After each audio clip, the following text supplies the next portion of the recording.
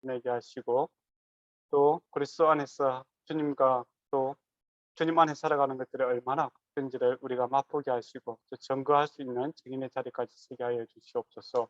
오늘 우리가 결혼에 대해서 또 가정에 대해서 함께 공부하고자 합니다. 진리 가운데 자유롭게 하시고 또 은혜 가운데 우리가 성장과 성숙이 일어날 수 있도록 은총 베풀어 주시옵소서. 예수님 이름으로 기도드리옵나이다. 아멘.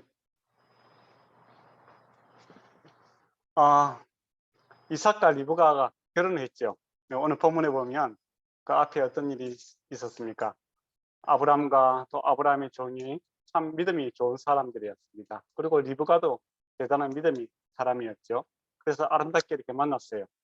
여기까지 얼마나 좋습니까? 누가 뭐라고 해도 하나님의 예비하심이 느껴지고 또 그 하나님의 예비하심 가운데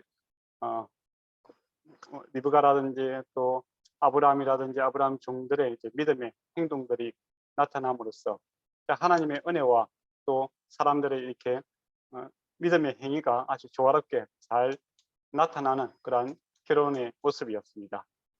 너무 좋았죠. 그런데 바로 이제 넘어가면 어떤 일이 생깁니까? 이제 이삭, 리브가, 야곱, 에서 이 가정이 많은 문제가 생기죠. 서로 속이지 않습니까? 서로 속이고 또 형제간에는 이제 뭐 서로 죽이려고 하고, 예. 야곱은 아버지도 속이고 형도 속이고 또 리브가는 그 담대함을 가지고 또 그 아들이 범죄하게끔 이렇게 독려를 하고 있는 이제 그런 모습을 보게 되죠. 또 이삭도 어떻습니까? 자기 욕심, 예, 고기를 먹고 싶은 그 아주 개인적인 욕심 때문에 하나님의 말씀을 멀리하고 있는 그런 모습을 보게 되죠. 과연 이런 모습이 그리스도인의 가정인가 이런 생각이 들 정도입니다. 예. 그리스도의 가정 맞죠? 이삭이니까. 그러면 왜 이렇게 되었을까 생각을 해봐야 되겠죠, 그죠? 예. 처음에는 너무나 잘 아름답게 이렇게 시작을 했는데 끝은 아주 형편없게 이렇게 끝나버리는 그런 모습을 보게 됩니다. 그래서 결혼이라는 것은 잘한 결혼은 없다라고 이야기합니다. 예.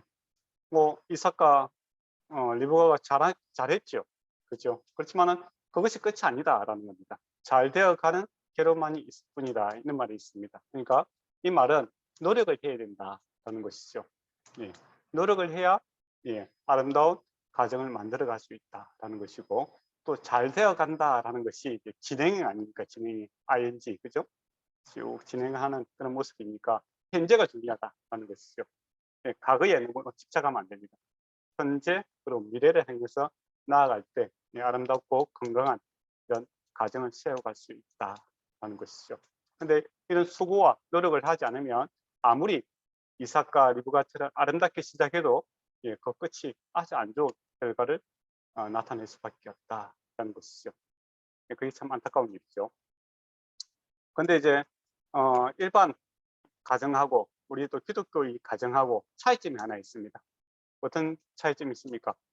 중요한 차이점이 있는데 일반 가정은 이제 남녀 사람들의 노력이죠. 그래서 서로 이렇게 노력해야 된다 이렇게 이야기를 많이 합니다. 근데 서로 노력은 하죠. 근데 문제가 뭐냐면은 잘 안 된다라는 겁니다. 세상에 많은 문제가 있는 가정들도 사실은 노력을 엄청나게 했습니다. 그 사람들 노력하지 않았다 이야기할 수는 없어요. 엄청나게 노력을 하는데 노력하면 할수록 더 안 되는 경우도 있고 더 실망하는 경우도 있고 계속 이런 게 반복이 되다 보니까 나중에 포기하는 그런 경우가 있죠. 근데 인간의 노력만으로는 가정을 잘 세워가기는 어렵다라는 겁니다. 그러면 이제 우리에게는 뭐가 필요합니까? 이 하나님이 있죠. 기독교 가정에는 이 하나님이 계시다라는 겁니다. 그러면 하나님이 계시면 이제 뭐가 좋은가? 이제 그렇게 생각할 수 있겠잖아요. 뭐가 좋을까요? 다 좋겠죠. 쉽게 이야기하면은 이제 차를 한번 비교를 해보고 싶어요. 하나님이 우리에게 차를 만드신 분이고 우리는 차다, 가정은 자동차다 이렇게 비유를 해보고 싶네요. 자동차라는 것은 아무리 자동차라는 것은 이제 잘 달리기 위해서는 뭐가 필요합니까? 도로가 필요하죠. 길이. 그죠? 예, 아무리 좋은 차라도 길 밖으로 이렇게 가면은 문제가 생기죠. 요즘 또 한참 여름철이니까 바닷가에 많이 놀러 가시더라고요. 근데 바닷물이 민물과 썰물이 있지 않습니까? 그죠? 근데 고급 자동차를 타고 이렇게 예, 물이 나갔을 때, 예, 민물일 때 차를 가져갔다가 길이 없으면 어떻게 되죠? 물에 잠기는 그런 일들이 한 번씩 뉴스에 나오기도 합니다. 그래서 차라는 것은 길 위에 있을 때 잘 달릴 수 있고 안전하다 이런 것이죠. 그래서 하나님께서 이 결혼이라는 제도를 만들었습니다. 제일 처음에 만들었잖아요. 그래서 아담과 하와를 갖다가 결혼을 시키지 않습니까? 근데 가정이라는 것, 이 결혼이라는 것은 하나님이 만든 이 체계 안에, 구조 안에 첫 번째로 이렇게 설계된 것입니다. 그래서 하나님이 만들었죠. 그렇기 때문에 하나님이 원하시는 그 길, 진리 위에 그 가정이 자동차가 이렇게 달릴 때 안전하고 또 즐거울 수가 있다라는 겁니다. 거기에 벗어나 버리면 여러 가지 문제가 생기게 되죠. 근데 인생이라는 게, 사람이라는 게 죄가 들어왔기 때문에 계속 이 길 밖으로 이렇게 벗어나고 싶어 하는 경향이 생기게 됩니다. 그래서 우리가 교통사고가 생기게 되죠. 예, 교통사고를 원하는 사람은 없지 않습니까? 근데 교통사고가 생깁니다. 예, 음주운전을 해서 차가 뭐 정부대에, 안 그러면 가로등에 이렇게 박치기 하는 경우도 있고, 또 이탈하는 경우도 있고, 예, 또 나는 잘 달리고 있는데 옆에 있는 차가 예, 달려와서 박치기를 하는 경우도 있고, 예, 그렇게 해서 교통사고를 원치 않는데 교통사고가 생기더라라는 것이죠. 그래서 인생이 참 마음대로 안 된다라는 것을 우리가 잘 잘 안 된다라는 것을 공감할 수 있죠. 예, 그때 사고가 생겼을 때 이제 하나님이 없으면 어떻게 해야 되겠습니까? 인간 사람들끼리 이 문제를 해결해야 되겠죠. 근데 교통사고가 나고 그러면 나도 다치고 아내도 다치고 아이도 다치고 다친 사람들끼리 해결하려니까 문제가 잘 해결이 안 됩니다. 그죠? 그래서 교통사고가 나면 뭐가 필요하죠? 보험사가 필요하지 않습니까? 보험사를 하면은 보험사 직원이 와서 이 문제를 해결해주고 법적인 문제, 뭐 여러 가지 또 경제적인 문제도 이렇게 해결해주면은 좀 쉽게 우리가 해결이 되지 않습니까? 예. 그리고 차에 대해서 우리 잘 모르니까 또 정비소에 갖다 주면 차를 갖다 잘 고치게 되지요. 그것처럼 예, 하나님께서 설계하신 길을 우리에게 제시하셨고 또 참으로 감사하게도 우리는 하나님과 함께 살아갑니다.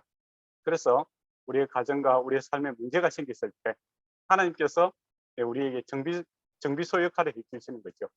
그래서 고쳐주시고 회복시키시고 또 그 더 나아가서 성숙시키시는 그런 은혜가 있죠. 그게 바로 기독교 가정이 갖고 있는 큰 장점이기도 합니다. 예. 그런데 문제가 생기는데 예, 전화를 안 걸면 아무 소용이 없지 않겠습니까? 나는 보험이 들어놨어요. 근데 사고가 생겼는데 나는 통지를 안 했다. 그러면은 보험을 들어난 표코가 전혀 없지 않습니까? 그죠? 우리에게서 전화라는 것이 무엇이겠습니까? 바로 기도죠. 네. 어떤 문제가 생겼을 때 내 힘으로 또 우리 가족끼리 이 문제를 해결하자라는 것이 아니라 더 나아가서 함께 기도함으로써 하나님께 요청함으로써 내가 할 수 없는 그런 부분을 갖다가 도움을 받아야 이 문제가 잘 해결될 수 있다라는 것이죠. 네, 그래서 저와 여러분이 이제 가정 또 기독교의 가정은 세상 사람들처럼 여러 가지 문제가 있습니다. 풍파가 있죠. 네, 그걸 피해갈 수가 없어요. 그렇지만은 다른 점이 있다라는 겁니다. 바로 하나님이 우리와 함께 하시고 또 하나님이 길을 제시하심으로 그 길에서 가게 되면 안전하게 되고 하나님께서 원래 주신 그 복들을 누리면서 살아갈 수 있는 특권이죠. 네, 특별한 권리를 우리에게 허용해 주셨다라는 겁니다. 그리고 우리가 운전 미숙함이 있죠. 다 초보다라는 겁니다. 결혼을 한 두세 번 해보신 분은 없죠? 혹시? 예. 예, 그리고 또 두세 번 하시더라도 앞으로 가는 길은 다 초보입니다. 그렇지 않습니까? 그 초보 운전에 있어서 옆에 가이드가 되어주시는 분이 내비게이션과 또 정비를 해주시는 그런 분이 바로 성령 하나님께서 도우신다라는 겁니다. 그래서 우리에게 희망이 있다라는 것이죠. 그러면 이제 우리 책을 한번 보도록 하겠습니다. 이 책 첫 첫 번째 괴로움 바로 알기라는 부분에 보면 예, 부분이 있죠. 참 그리고 우리에게 이제 인생이 여러 가지 문제가 있는데 창조주 하나님이 바로 제시하는 길은 뭐겠습니까? 정답이 되겠죠. 정답. 그죠? 그리고 문제가 생겼을 때 해답이 되어 줄 수 있다라는 겁니다. 예. 오늘 제가 오전에는 그렇게 설교했는데 지금 조금 바뀌었습니다. 예. 그 표현이 너무 좋아서 제가 메모해 놨습니다. 예, 좀 바람이 한번 읽어보실까요? 바람이 강하면 나무는 자라. 예, 누가 한번 읽어주시기 바랍니다.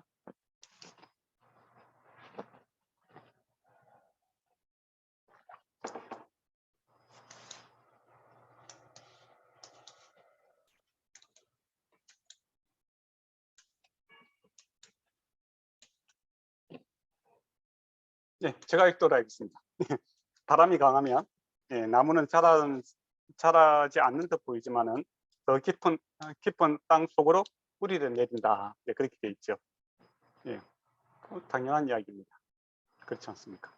바람이 불면은 뿌리의 가치를 우리가 그때 알 수 있다라는 것이죠. 예, 그냥 뿌리가 깊은 나무과 뿌리가 깊지 않는 나무 평소 때는 잘 모르죠. 그렇지 않습니까? 근데 비바람이 치게 되면 뿌리가 깊은 나무는 그 시간을 견디고 더 뿌리를 깊이 내림으로써 더 견고하게 더 성숙하게 되고 결국에는 열매를 맺게 된다는 것이죠.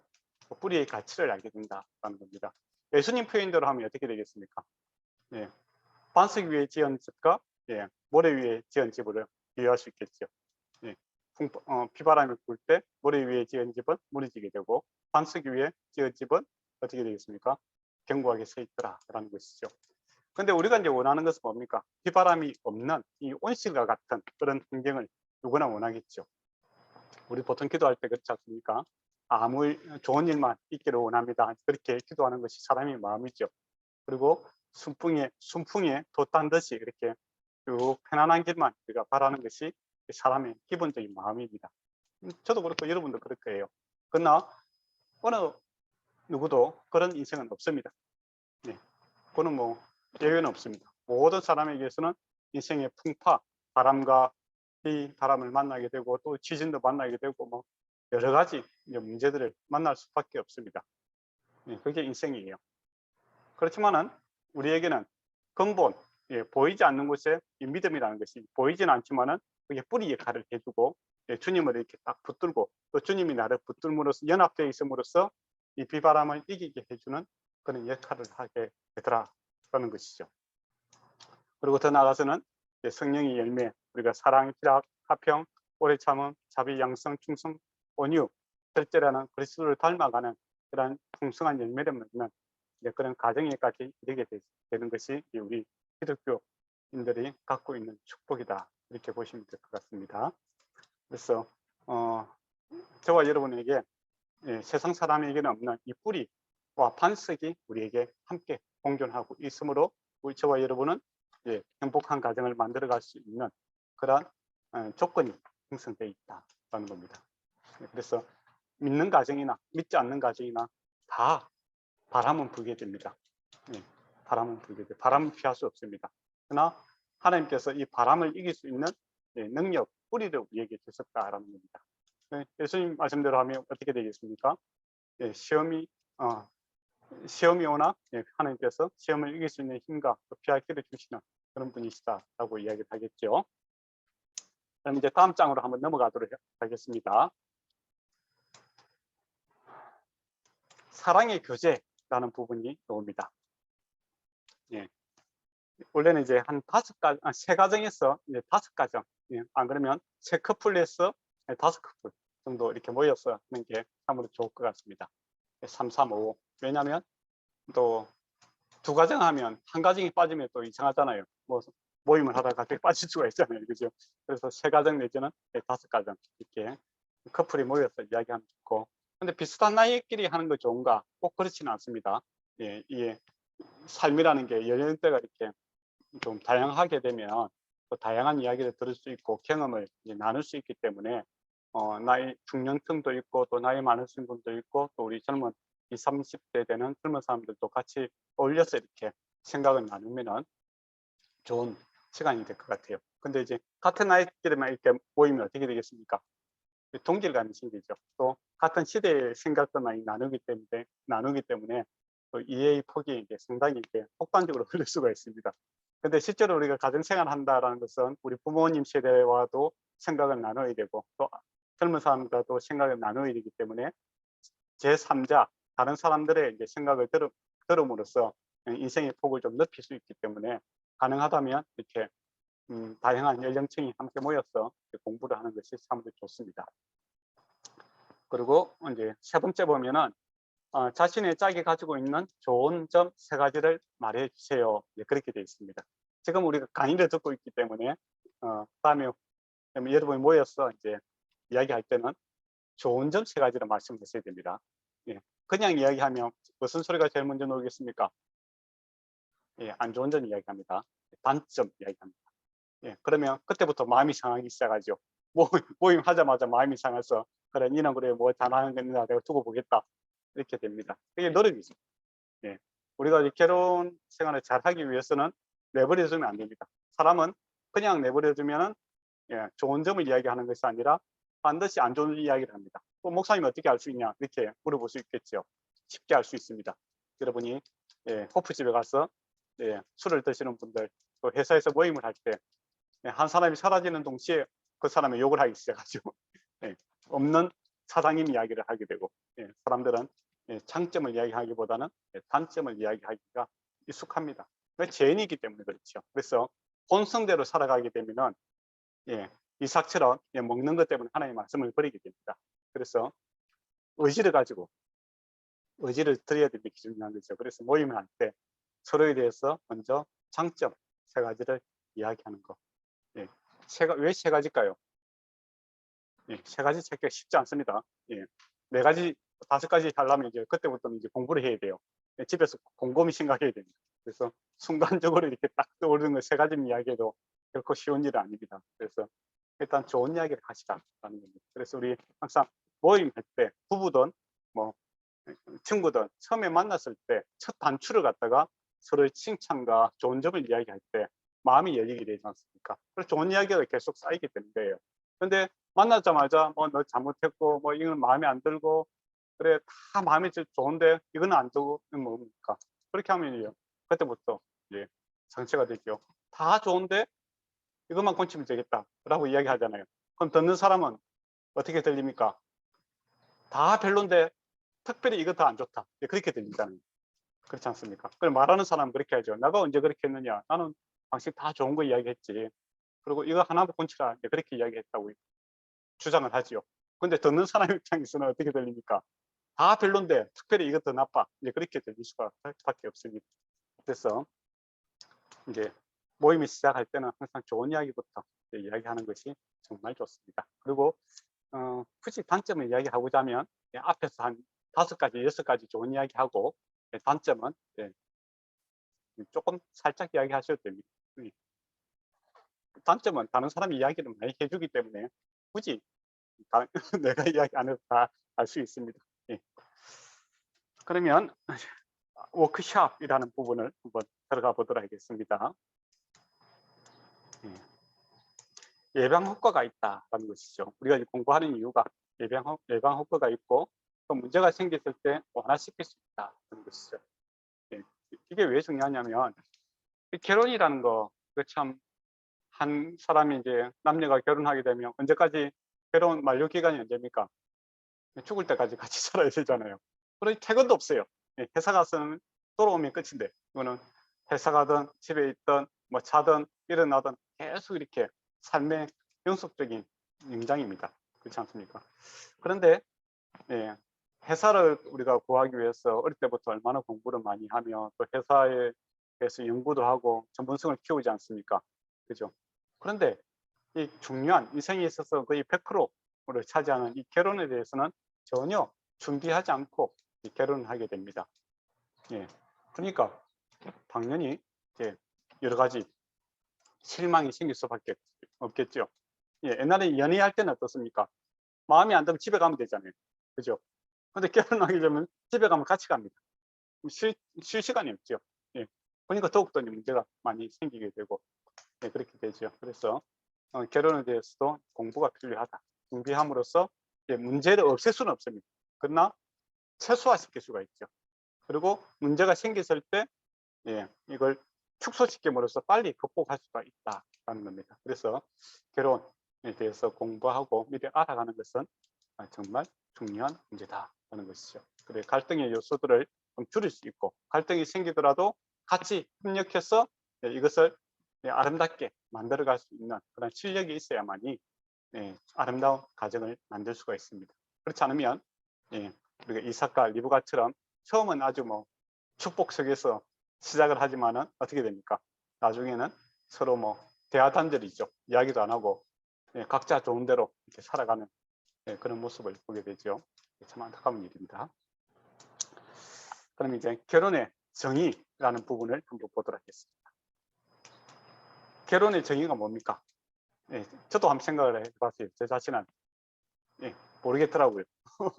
저도 결혼한 지 이제 벌써 한 20년 됐는데 결혼의 정의는 무엇이냐 이렇게 물어보니까 갑자기 할 말이 없고, 또 결혼의 목적은 무엇인가 이렇게 물어보니까 갑자기 할 말이 없어지는 그런 상황이 발생을 하네요. 그래서 갑자기 물어보면 우리가 답할 게 없어요. 여러분은 뭐라고 썼는지 되게 궁금한데 제가 한번 다 물어보고 싶어요. 그렇지만은 우리가 1시간 반에 이게 다 끝내야 됩니다. 그래서 저와 같은 줄 알고 저자도 이제 4번에 좋은 답들을 갖다가 제시를 해놨습니다. 그래서 저자가 가지고 온 이 답들을 가지고 우리가 한번 생각을 해보도록 하겠습니다. 1번에 보면 결혼은 큰 가위와 같다 이야기를 합니다. 가위와 같다라는 것은 무엇을 강조하기 위해서입니까? 시너지 효과죠. 칼 두 개가 이렇게 딱 만나갖고 함께 하면 어떻게 됩니까? 쉽게 뭔가를 절단시킬 수 있고 효율과 효과적으로 사용할 수 있지 않습니까?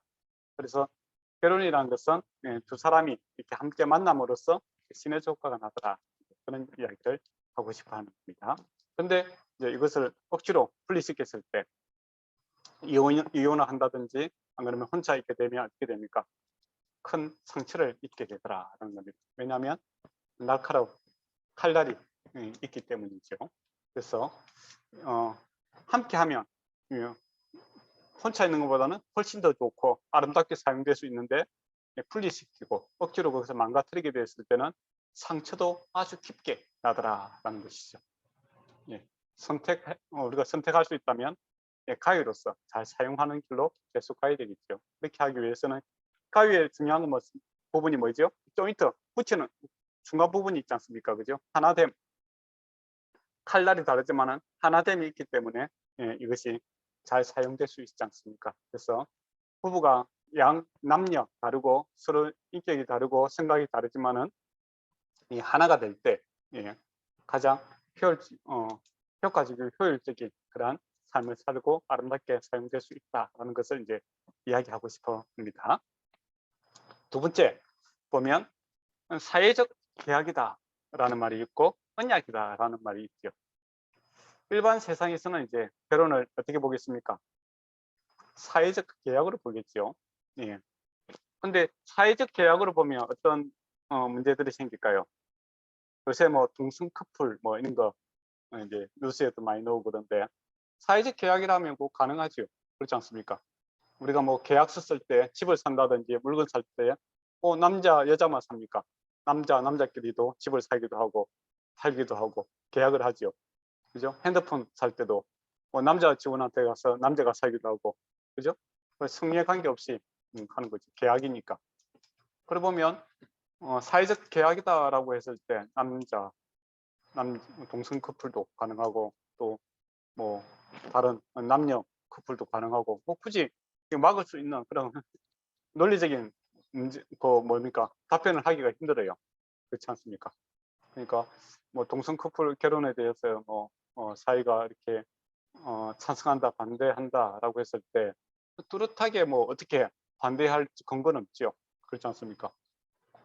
그리고 뭐 진화론적 입장을 믿고 있는 사람들 입장에서는 더 그렇고, 예, 그렇죠. 근데 우리 기독교에서는 이거 결혼을 갖다가 사회적 계약으로 보지 않습니다. 뭐로 보냐면은 언약으로 이렇게 바라보고 있다. 그렇죠.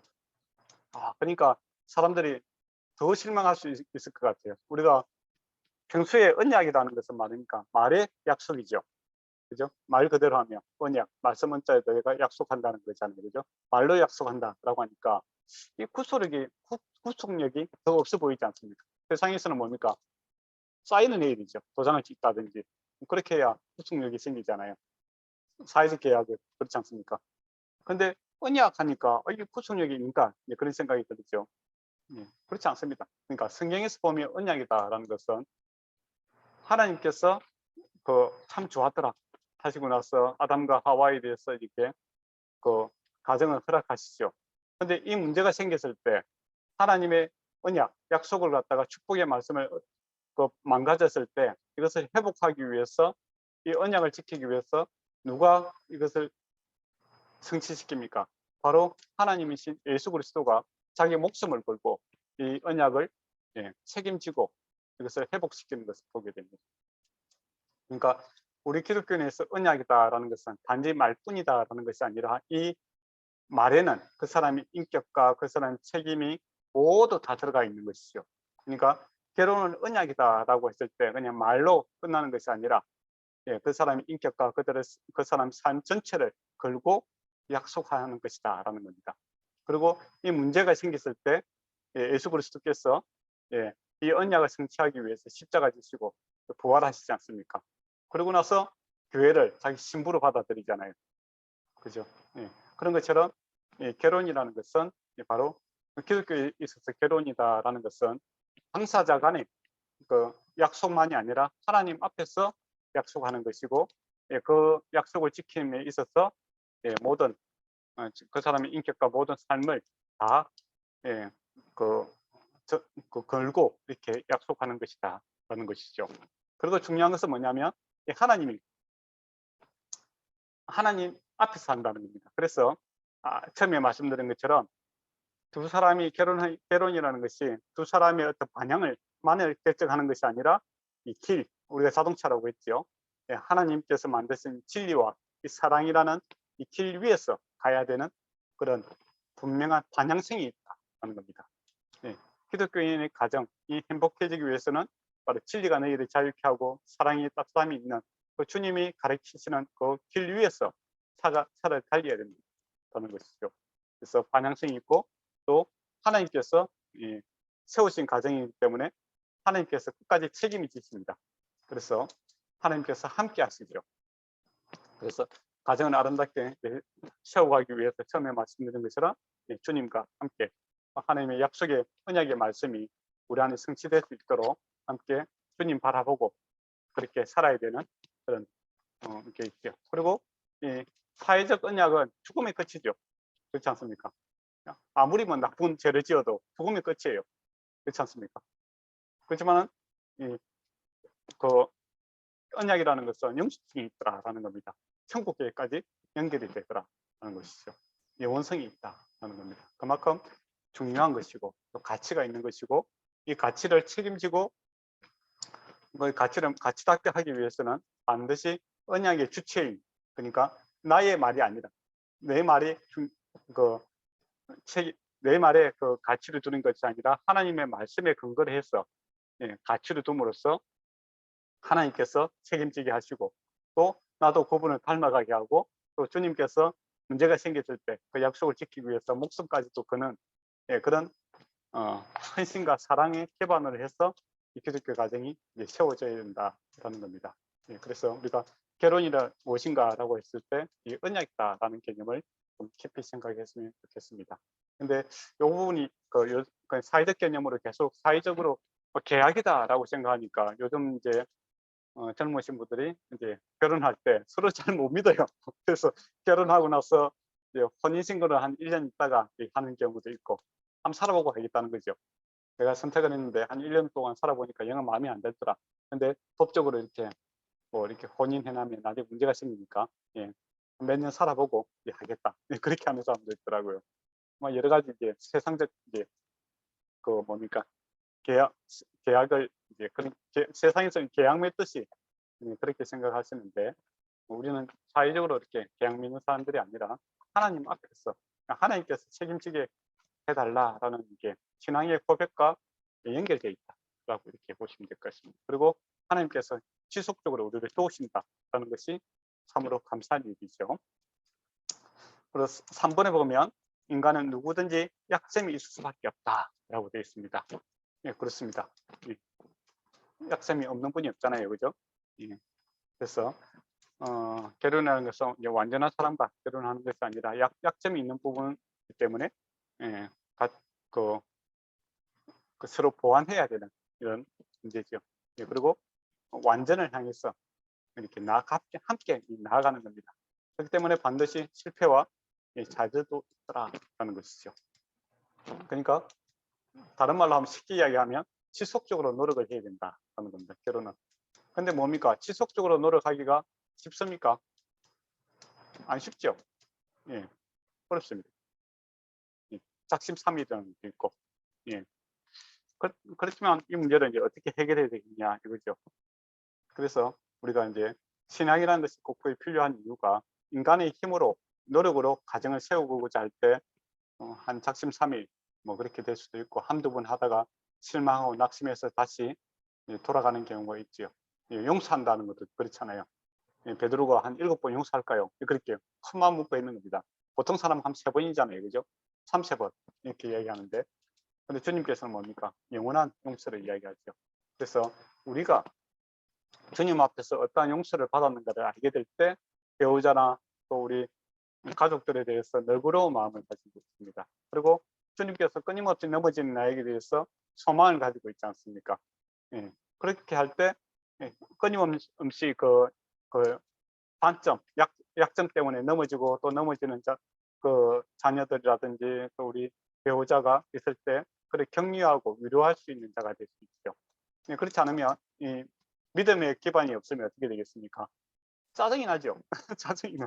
내가 한두 번 이야기한 것도 아니고 몇 번 이야기하느냐. 또 뭐 그렇게 하다 보면 이제 더욱더 문제가 생기게 되더라라는 것이죠. 그래서 건강한 가정을 세우기 위해서는 반드시 신앙, 주님과의 관계가 중요합니다. 내가 주님 안에서 어떤 은혜를 받고 살아가고 있는가. 이 주님께 은혜를 받아야만이 다른 사람에게 은혜를 베풀 수 있고 다른 사람의 약점, 단점을 갖다가 수용할 수 있는 이 수용 능력이 생기게 되죠. 그렇지 않고 그 배우자라든지 또 가족들의 그 약점을 갖다가 내가 참아야 된다라고 하면 인생이 너무 힘들어요. 기쁨이 없습니다. 밖에서도 이렇게 여러분이 보통 밖에서 많이 참고 살지요. 물론 여러분이 다 사장님이고 그렇게 하면 참을 일이 없고 시원하게 살다가 집에 들어오면 되는데 보통은 다 참고 살고 이렇게 들어옵니다. 근데 집에 와서까지 또 참아야 된다. 그렇게 하면 사람이 못 견딥니다. 그렇지 않습니까? 그렇기 때문에 우리가 견딜 수 있고 수용할 수 있는 능력을 키울 수 있는 방법은 주님 주신 은혜가 풍성해질 때 다른 사람의 약점을 수용할 수 있는 그 그릇이 생길 수가 있는 거죠. 그래서 이 신앙이라는 것, 믿음이라는 것이 이 가정 생활의 가장 기본이 된다는 것을 기억했으면 좋겠습니다. 그리고 4번 보도록 하겠습니다. 기독교 이 4번이 참 중요한 내용이죠. 기독교 가정은 일부일처제를 이제 이야기를 합니다. 그게 이제 처음에 말했던 길이죠. 하나님께서 제시하는 길은 일부일처제입니다. 그런데 목사님 성경에 보니까 족장님들 보니까 일부 다처제를 하지 않습니까? 그리고 솔로몬도 그렇고 다윗도 그렇고 솔로몬은 또 아내가 얼마나 많았습니까? 일부 다처제죠. 그게 무슨 문제가 있냐 이렇게 이야기하는 사람도 있겠죠. 또 소수민족들 가면 타부 일처제도 있습니다. 그러니까 형제가 한 3명이 있으면 아내를 한 명 보통 이제 사오죠. 사와서 같이 이렇게 아내가 한 명이고 남편이 여러 명이 있는 그런 것도 있죠. 그러니까 그 문화가 아니냐 뭐 그렇게 이야기할 수도 하는 사람도 있고 그래요. 근데 성경에서는 일부 일처제입니다. 그게 하나님께서 그 아담과 하와를 만드시죠. 그리고 또 뭡니까? 아담의 갈비뼈에서 하와를 만들지 않습니까? 네, 하나됨을 이야기하는 거죠. 그리고 이 하나됨은 기쁨입니다. 에덴 동산이 예, 원어 뜻이 뭡니까? 기쁨의 동산이잖아요. 그 왜 기쁜가? 라고 했을 때 에덴 동산은 한마음 동산입니다. 하나가 될 때 기쁨이 오는 그런 동산이죠. 예, 그래서 하나님께 주신 그 가정의 모습은 내 뼈 중에 뼈요 살 중에 살이다 라고 하나죠. 예, 일부 일체제, 또 갈비뼈는 많은데 하나만 사용하지 않습니까? 그래서 일부 일체제가 하나님께서 만드신 이 가족의 구성 이렇게 모습이다라는 겁니다. 근데 이것을 벗어나게 되면 이 길이죠. 이 길을 벗어나게 되면 다윗같이 왕이고 뭐 노래 잘하고 예, 또 무술 잘하고 아무리 능력이 있어도 어떻게 됩니까? 일부 다치대로 하니까 자녀들끼리 서로 죽이고 예, 또 간음이 일어나게 되고 또 아버지에 대해서 어떻게 됩니까? 반란이 일으키게 되는 그런 아주 예, 어려운 삶을 살게 되는 겁니다. 또 솔로몬도 생각해 보세요. 솔로몬의 아내들이 얼마나 많았습니까? 그러니까 결과적으로는 어떻게 되죠?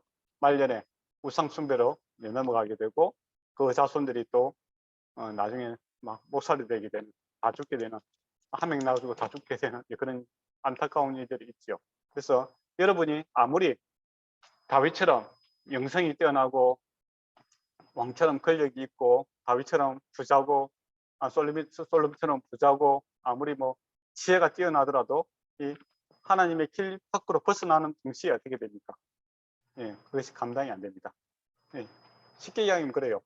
뭐 고급 스포츠카라고 할 수 있겠죠. 예, 그 솔로몬 같은 경우에 아무리 빨리 달릴 수 있고 또 뭐 지혜 그 앞에 흔히 스포트라이트입니까? 그 불빛이 아무리 강하고 멀리 볼 수 있어도 그 자동차가 길 밖으로 벗어나면 어떻게 됩니까? 소용이 없는 거죠. 예, 문제가 생기게 되는 겁니다. 그리고 다윗처럼 아무리 힘이 있고 큰 트럭이라고 할 수 있겠죠. 많은 왕권을 가지고 힘이 있고 그렇게 달려갈 수 있는 사람 트럭이라도 길 밖으로 벗어나면 어떻게 됩니까? 그 차는 문제가 생기게 될 수밖에 없습니다. 그래서 저와 여러분이 솔로몬 같이 뭐 부자도 아니고, 예, 또 지혜가 그렇게 많은 것도 아니고, 그죠? 또 권력이 있는 것도 아니고, 예, 그 다 가진 사람들도 하나님의 그 원칙을 벗어나니까 문제가 생기는데, 저와 여러분 평범한 사람들이 그 길 밖으로 벗어나면 더 큰 문제가 생길 수밖에 없다는 겁니다. 예, 그래서 하나님의 길 위에서 가야 됩니다. 그리고 기독교는 일부 일체제를 하나님께서 만드신 이 기본 틀이다 이렇게 보시면 될 것 같습니다. 그러면 결혼이라는 것을 왜 이렇게 주셨는가라고 했을 때 하나님을 알아가는 도구로서 주었죠. 하나님은 사랑이시다라고 이야기를 하시거든요. 저도 성부성자 성령 하나님께서 하나됨 세 분이지만 이게 하나로 살아가는 이 하나됨에 큰 기쁨이 있더라라는 겁니다. 그래서 결혼이라는 것을 통해서 우리가 사랑하고 사랑받는 이 욕구들이 채워지게 됩니다. 네, 하나님께서 주신 축복의 도구다라는 것이죠. 우리가 9.11 테러가 있었지 않습니까? 미국에서 비행기가 이게 쌍둥이 빌딩 이렇게 부딪힘으로 그 빌딩이 무너졌죠. 안타까운 일입니다. 그때 그 긴급한 상황에서 사람들이 다 전화를 하는데 어디에 전화를 합니까? 가족한테 전화를 하더라고요. 부인이라든지 남편 또 아이들, 엄마, 아빠, 가족들한테 다 전화를 하는 거예요.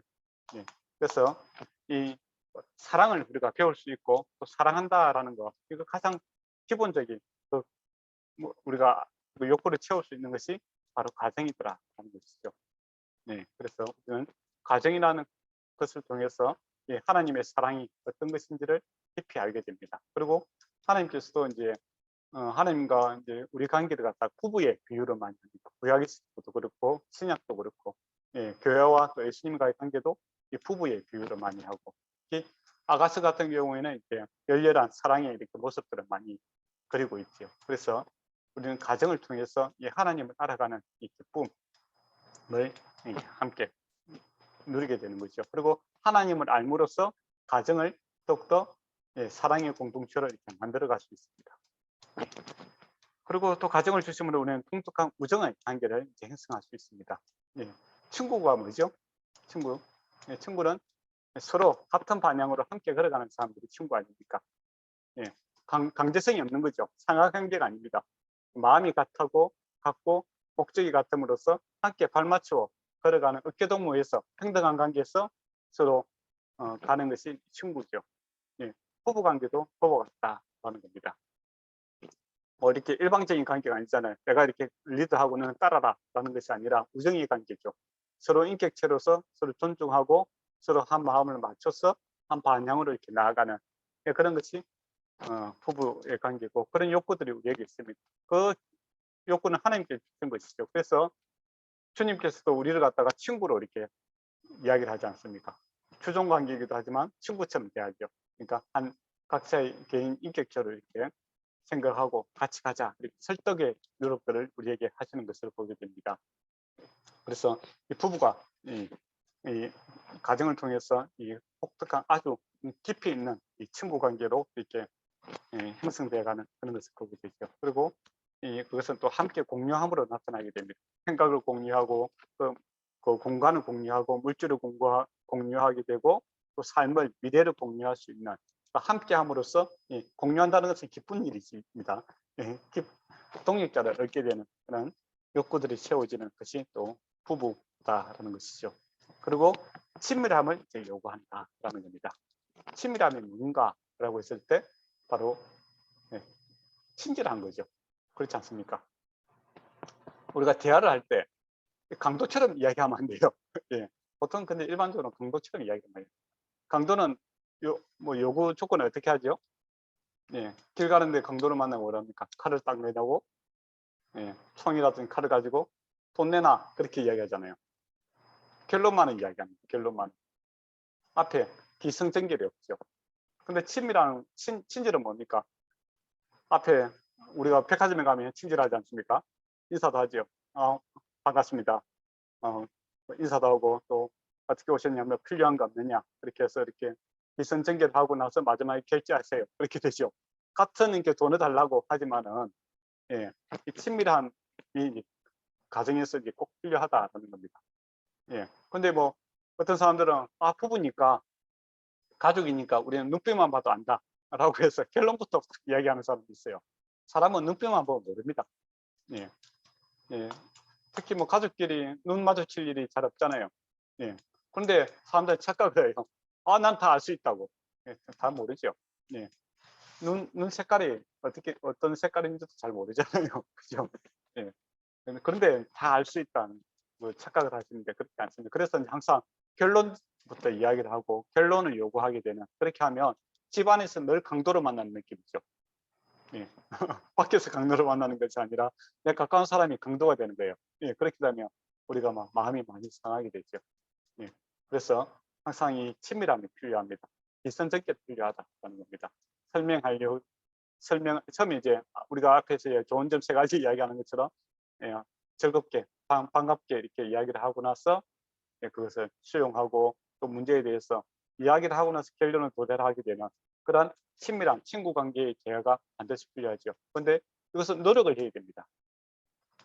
우리가 백화점 직원들도 그 직원이 되기 위해서 얼마나 노력을 합니까? 그죠? 그냥 그 사람 노력 안 시키고 이렇게 그 직원을 세우면 어떻게 될까요? 그 가게는 망합니다. 친절하지 않다라고 이야기를 하죠. 나는 친절한데 왜 친절하지 않다고 이야기할까? 그건 자기식으로 하니까 그런 거고, 큰 백화점이라든지 이런 데 보면 꼭 매뉴얼에 있죠. 그런 수고와 노력들이 있어야만이 고객 만족, 그 상대방이 이렇게 이 사람 참 친절하다 이렇게 느낌이 올 수 있잖아요. 그 부부 관계도 반드시 그렇습니다. 그래서 친밀함을 유지하기 위해서는 노력과 수고가 필요하다는 것이죠. 그다음 욕구들, 그 존중받는 욕구 아닙니까? 존중받기 위해서는 반드시 노력이라는 것이 반드시 필요합니다. 그리고 이제 가정은 이제 성적인 만족을 추구하는 곳이기도 하다라는 겁니다.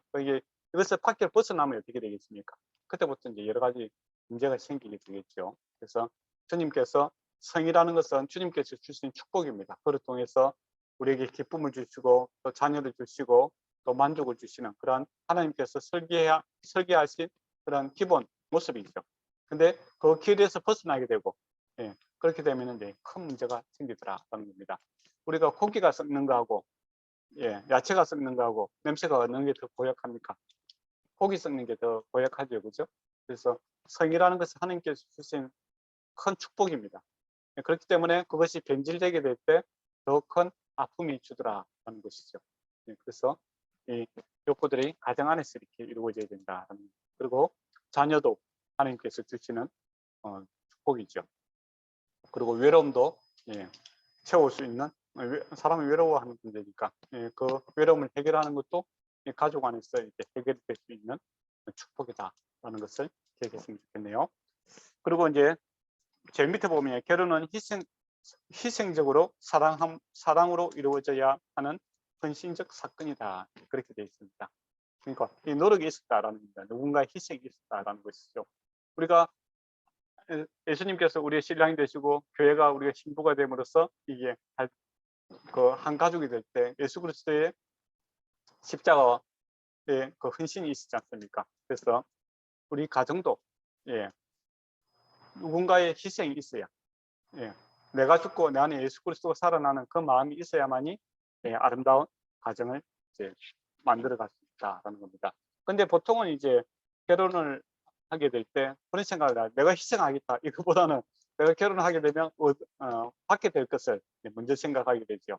또 어떻게 하면 내가 이 집안에서 우위를 차지하게 될까, 예, 그런 것들에 대해서 이제 많이 세상적으로 많이 생각합니다. 저번에 제가 중국에서 강의하게 될 때 결혼에 대해서 이야기하니까 우리 통역사분이 이야기를 하더라고요.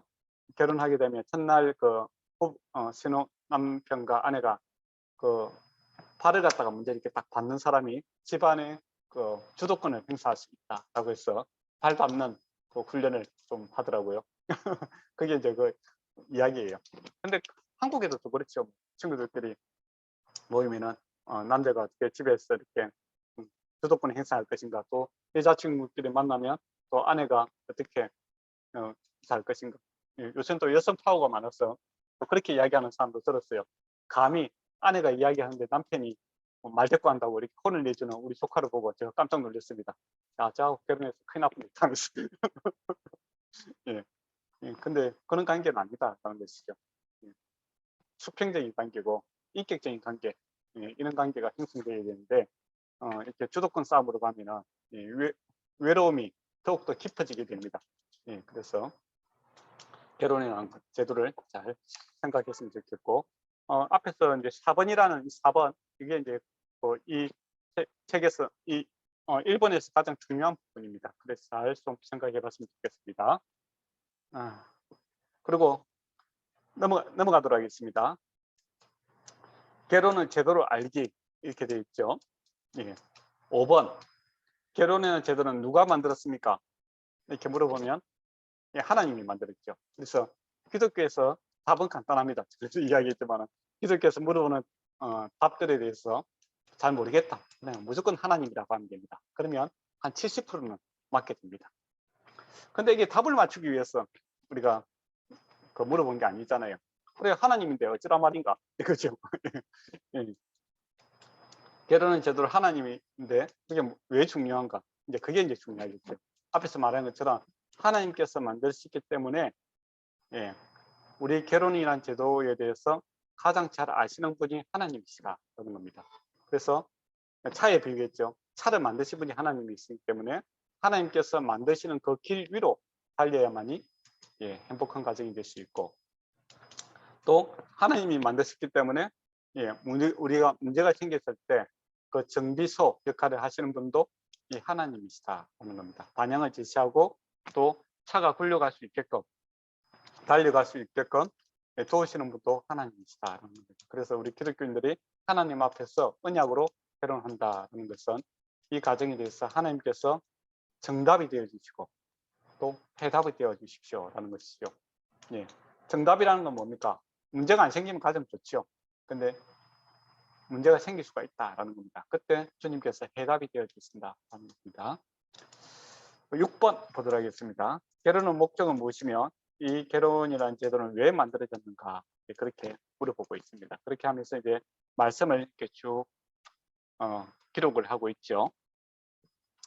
예, 결혼의 목적, 이거는 앞에서 나오는 이 4번, 예, 앞에 나왔던 4번에 보면 그 답이 그대로 이렇게 잘 나와 있습니다. 그래서 그거 참고하시면 좋을 것 같네요. 그리고 이제 돕는 배필, 돕는 배필이 무엇인가 이렇게 물어보고 있습니다. 그때 이제 돕는 배필하면 일단 마음이 부담스러워요. 그렇지 않습니까? 아, 또 도와요. 도와야 되나? 그러면 내 또 짐이 또 많아지는 것 같네. 이제 또 돕는다라고 하면 왠지 어떤 생각이 듭니까? 내가 좀 낮아지고 그런 생각이 들잖아요. 그렇기 때문에 마음이 영 불편합니다. 근데 세상에서 이제 돕는다, 섬긴다라는 것은 약한 자가 뭐 해야 되는 그런 개념으로 생각하는데, 근데 주님께서 원래 설계하신 이 돕는다 개념은 강한 자가 약한 자를 섬기는 겁니다. 그는 쉽게 알 수 있어요. 우리가 집안에서 아이가 태어나지 않습니까? 그럼 누가 돕습니까? 부모님이 아이들 돕잖아요. 섬기지 않습니까? 그게 하나님이 원래 만드신 사랑의 모습이고 섬김의 모습입니다. 강한 자만이 약한 자를 섬길 수 있는 거죠. 그게 사랑이다라고 합니다. 앞에서 이제 남자는 여자는 남자에게 복종하고 남자는 사랑하라라고 했을 때, 아, 복종하니까 싫어, 이제 그렇게 되죠. 근데 예수님도 하나님의 말씀에 복종하셨더라, 이렇게 되죠. 그걸 이제 사랑이라고 이야기합니다. 그러니까 우리가 섬기고 순종하고 하는 것은 마음의 동기에서는 사랑이고, 또 강한 자만이 약한 자를 섬길 수 있다는 겁니다. 그게 하나님께서 보시는 일의 모습이다라는 겁니다. 그래서 우리가 가족들 이렇게 섬기는 거, 나의 장점으로 다른 사람의 약점을 채우는 겁니다. 그게 바로 하나님께서 주신 모습이죠. 그게 이제 우리가 생각해보자. 앞에서 이삭과 리브가, 야곱, 그다음 에서, 이 사람들이 자기들이 갖고 있는 장점을 가지고 가족을 섬겼으면 정말 아름다운 가정이 될 수 있겠죠. 야곱이 갖고 있는 뭡니까, 순간 판단력과 또 그런 재주를 가지고 그걸 갖다 자기 이용하는 것이 아니라 형이 갖고 있는 이 단순함을 좀 교정할 수 있고 미래지향적으로 이렇게 장기 플랜을 좀 가질 수 있는 사람으로 옆에서 서포트했으면은 좋았겠죠. 그죠? 그리고 또 리브가의 담대함을 가지고 속이는 데 사용하지 않고, 이 담대함을 가지고 주의 말씀대로 될 줄은 믿고 내가 기다려야 된다.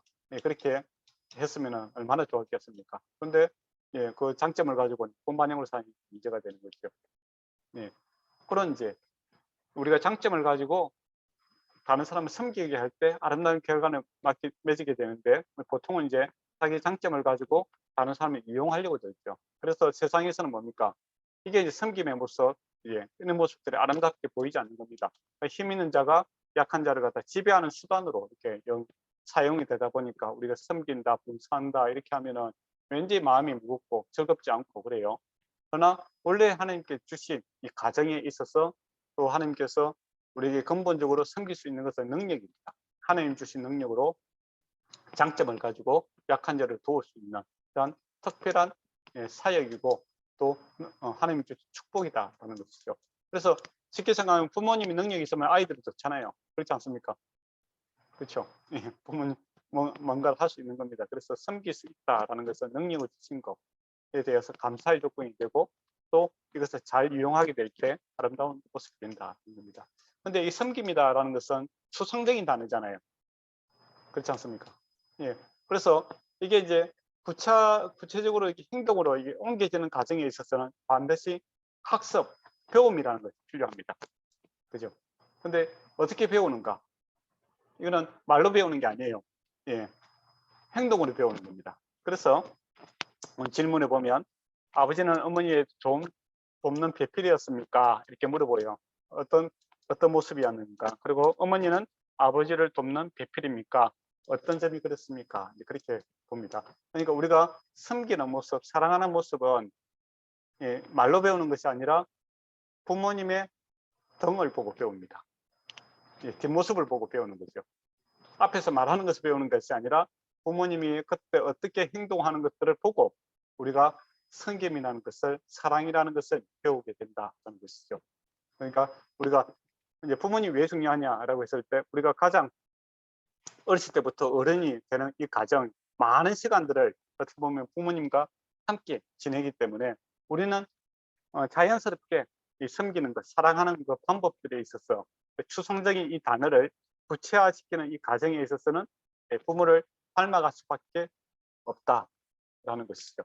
그래서 이제 섬김이라는 것을 집집마다 다 다를 수 있지 않겠습니까? 그죠? 그래서 서로 이제 이야기를 해보라라는 겁니다. 어떤 사람은 이거 섬기는 말 생겼는데 섬김 아닐 수가 있거든요. 그래서 문화적 차이, 생각의 차이를 갖다가 이렇게 좀 극복해야 되는 것이죠.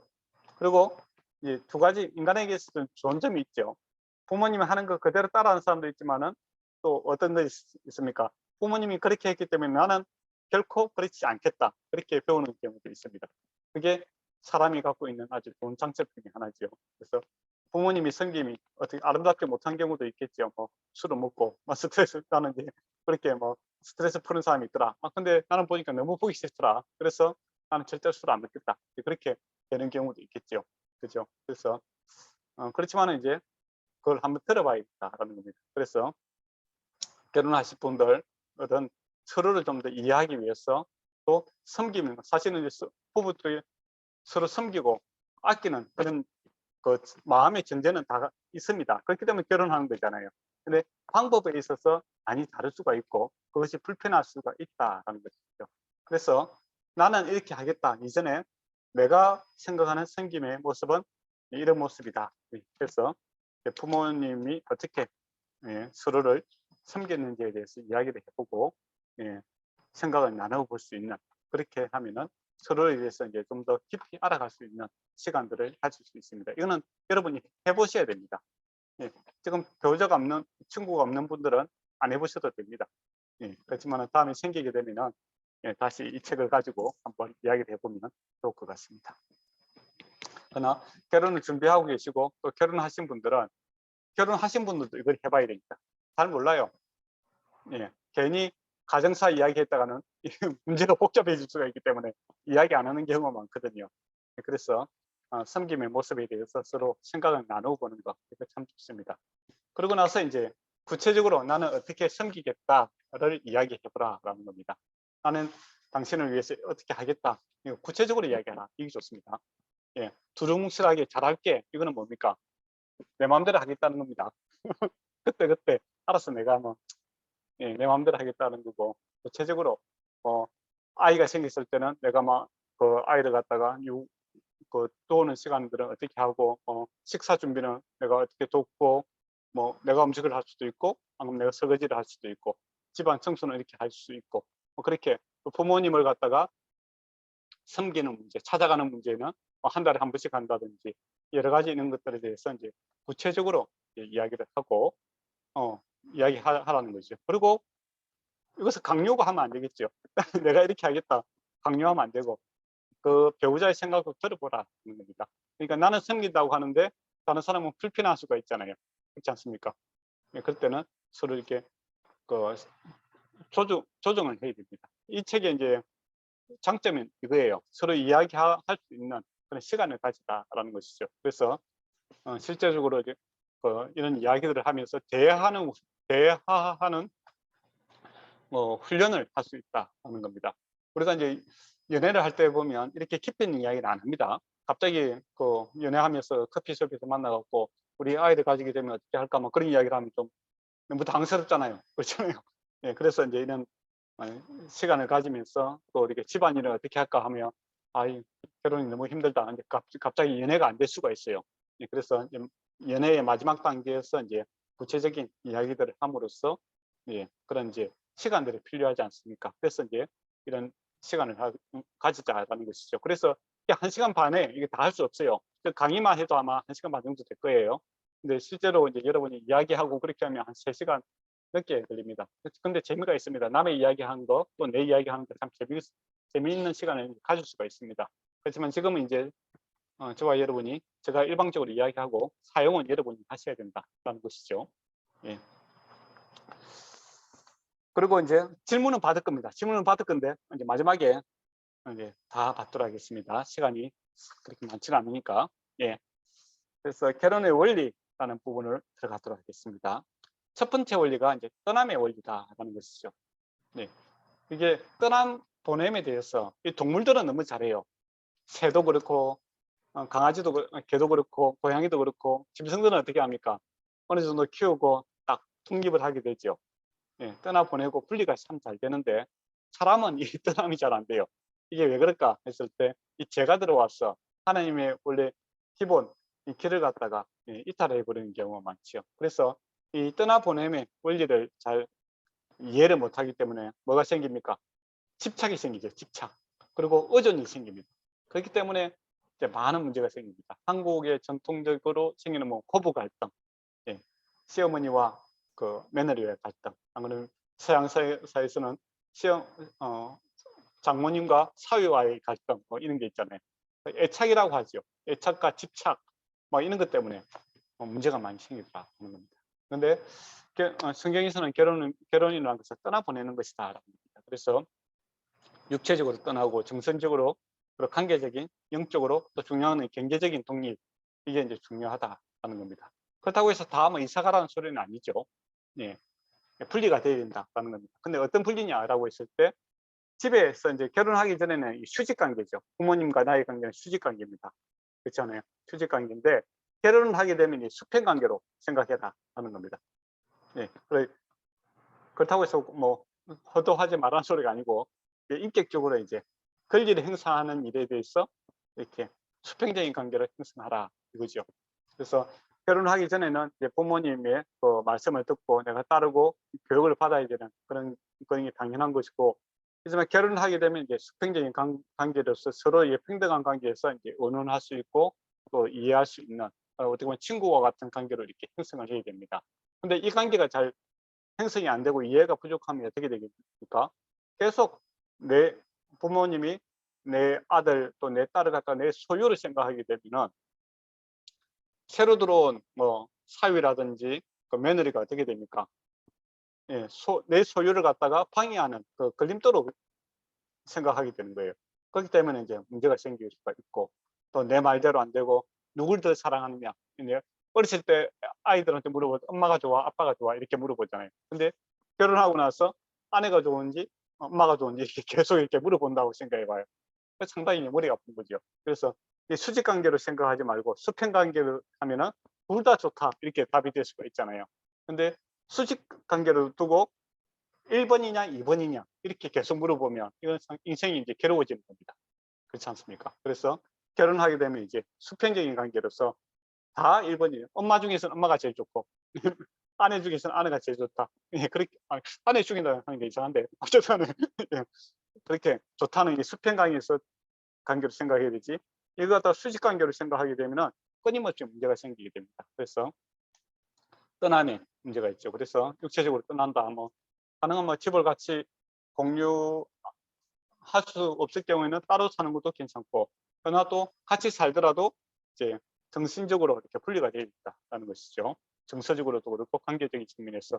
그래서 이제 이번에 보면 이 분리 떠남의 원리가 어떤 것인지에 대해서 이제 좀 더 구체적으로 되어 있는데, 1번에 보면 이제는 성인으로서 부모의 관계를 재정립해야 된다 이거죠. 예, 수직 관계에서 이제 수평 관계로 이렇게 정립을 좀 하셔야 된다라는 겁니다. 그래서 동등한 위치에서 친구와 같은 관계로 이렇게 맹령하는 관계에서 어떻게 이제 뭡니까 조언을 할 수 있고 또 들을 수 있는 이런 관계로 좀 생각을 하시면 좋겠습니다. 이거는 부모도 중요하고 우리 자녀들도 그렇게 생각을 하셔야 됩니다. 그리고 삶의 1순위가 부모로부터 배우자로 바뀌어야 된다는 겁니다. 제 생각은 둘 다 1번이 되겠죠. 부모님이 있으면 부모님이 책이고 배우자에게 있으면 배우자가 책이고 이렇게 이거 갖다가 동등한 위치로 계속 놓으면 이제 순위 싸움이 되는데 이걸 옆으로 놓으면 둘 다 1등이 될 수 있는 그런 현명한 방법을 선택해야 된다는 겁니다. 그리고 이제 의견이 충돌됐을 때 어떻게 해야 되겠습니까? 아내 말을 들어야 되겠습니까? 안 그러면 부모 말을 들어야 되겠습니까? 예, 답은 3번입니다. 예, 하나님 말씀을 들어야 되겠죠. 진리, 그러니까 누구의 말이 중요한 것이 아니라 하나님께서 무엇을 말씀하시는가를 알고 서로 맞춰가야 됩니다. 그렇지 않습니까? 근데 계속 엄마 말이 맞는지 아내 말이 맞는지 그 둘이서 계속 이렇게 왔다 갔다 하면 이 답이 안 나와요. 마치 부부도 그렇잖아요. 남편 말이 맞느냐 아내 말이 맞느냐 그게 맞는 게 아니라 하나님의 말씀이 맞는 거잖아요. 그래서 하나님의 말씀을 같이 추구하고 어떤 주제가 생기고 문제가 생겼을 때 하나님께서 뭐라고 이야기하시는가 해서 서로 이렇게 맞춰가야 되지. 하나님은 없고 계속 뭐 사람들끼리 이렇게 뭐 서로 맞다고 이렇게 하면 싸움밖에 안 됩니다. 근데 보통은 그렇게 합니다. 네. 부부 기독교 가정에서도 이제 신앙이라는 것을 가정에서 녹여내는 그런 훈련들을 우리가 안 하고 살거든요. 그래서 보니까 서로 이제 기독교 가정이지만은 누가 옳은가 거기에 대해서 사람들끼리 계속 싸우려고 들지 마시고 그 문제에 대해서 주님이 뭐라고 이야기하시는가 거기에 대해서 답을 찾는 노력들이 필요합니다. 그래서 노력이 필요하다는 것이죠. 엄마가 옳은가, 예, 아내가 옳은가, 또는 아버지가 옳은가, 그 아들이 옳은가가 아니라 하나님께서 옳다라는 겁니다. 그래서 그거 문제를 갖다가 다시 한번 새롭게 봐야 된다는 것이죠. 그리고 부모의 도움이나 사랑을 얻기 위해서 부모를 의지하시면 안 된다라는 겁니다. 근데 의지할 수 있죠. 그렇지 않습니까?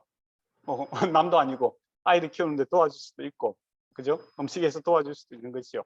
근데 여기서 의지하지 말라는 건 뭐냐면 당연하게 생각해서는 안 된다라는 겁니다. 당연하게.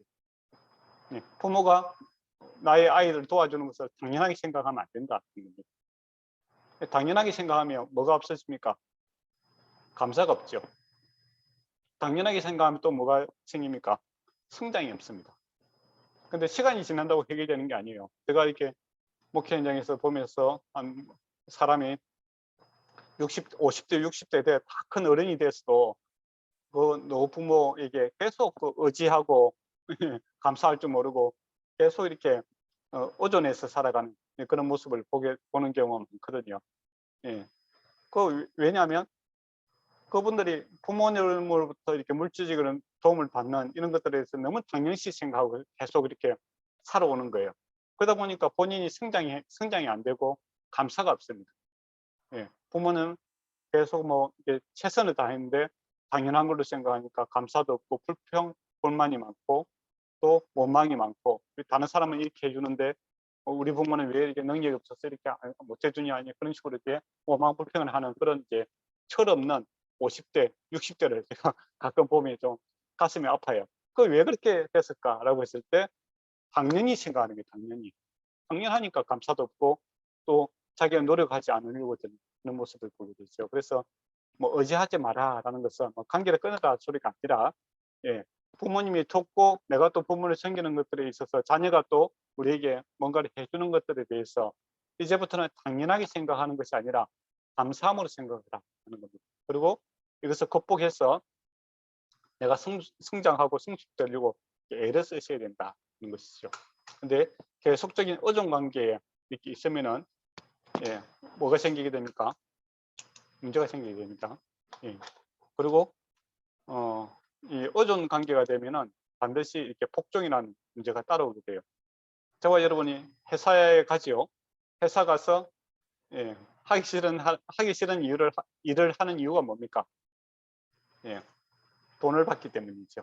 돈을 받고 예, 우리가 그 물질에 의존 관계가 있기 때문에 내가 하기 싫은 일도 해야 되는 예, 그런 관계가 되는 것이죠. 그래서 의존 관계가 되면은 우리가 감사함이 아니라 복종의 관계가 되면은 이 가정이 아름답지가 않습니다. 그래서 예, 독립할 수 있도록 그게 성장이죠. 기계적으로 결혼해서 이제 완전히 독립할 수 없는 상황도 있을 수가 있잖아요, 그죠? 예, 학생이 결혼했다든지 그렇게 했더는 부모에게 그 짧은 기간 동안 의존 관계가 형성될 수밖에 없는 경우가 있어요. 그렇지만 이걸 당연하게 생각하지 말고 성장을 성숙해서 독립할 수 있는 쪽으로 방향을 계속 이렇게 잡아가야 되지. 당연한 걸로 계속 생각하고 가면은 이 사람이 한 50, 60대여도 똑같은 모습을 가지게 되고 그렇게 되면은 나중에 문제가 더욱더 커지게 됩니다. 네. 그리고 4번에 보면 옳지 않는 태도를 거부할 수 있어야 된다는 겁니다. 그러니까 효도라는 것이 동양제 사회에서 말을 다 듣는 걸로 생각하는데 그렇지 않다는 겁니다. 옳은 불은 하나님 외에는 없습니다. 그래서 누군가 이야기했을 때 하나님 말씀에 옳다면 우리가 다 같이 순종을 해야 되는 거고, 하나님 말씀이 옳지 않다면은 우리가 그것을 거부할 수 있는, 또 특히 내 아내를 또 내 남편을 보호하기 위해서 거부할 수 있는 그러한 결단이 필요하다는 겁니다. 근데 처음이 중요하죠. 처음에 딱 그렇게 정확하게 하면은 쉬워요. 근데 이걸 거부하지 않고 그냥 계속 뭐 불편한데, 마음이 불편한데 계속 수용하는 자세로 이렇게 가다 보면 어떻게 됩니까? 나중에는 폭발을 하게 됩니다.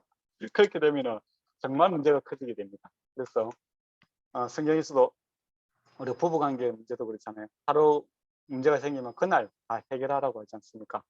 쌓아뒀다가 폭발시키지 말라는 겁니다. 그래서 노할 수 있는 것은 그때그때 거부할 수 있는 그런 함으로써 이것을 계속 이렇게 쌓아두지 말고, 근데 그때그때 바로 이렇게 해결할 수 있는 지혜가 필요하고, 또 분명하게 그렇게 예나 노를 갖다가 분명하게 하는 것이 지혜로운 방법입니다. 근데 이제 보통에는 이제 내 체면 때문에, 또는 내가 또 외부의 강압 요구 때문에 내가 이렇게 예스나 노를 분명하지 않고 이렇게 억눌려 이렇게 있다가 나중에 그것이 폭발하게 되면은 문제가 되죠. 마음에 큰 병이 생기죠. 그게 뭡니까? 화병이라고 하죠. 한국에서는 화병이라고 하죠. 마음에 불이 일어나는 그런 병이 있고, 또 거기서 또 몸에도 영향을 미쳐서 큰 병에 걸릴 수도 있고 그렇지 않습니까? 행복하지 않잖아요. 그래서 예스 노를 분명하게 함으로써 그것을 수용할 수 있고 또 말할 수 있는 이런 그런 분위기를, 가정을 만들어가는 것이 정말 중요하다. 그 이야기를 하고 있는 겁니다. 그 다음에 배우자를 고려 6번 보면 남편과 아내의 관계를 어떤 관계보다 최우선순위를 두어야 된다. 그건 정말 중요한 얘기죠.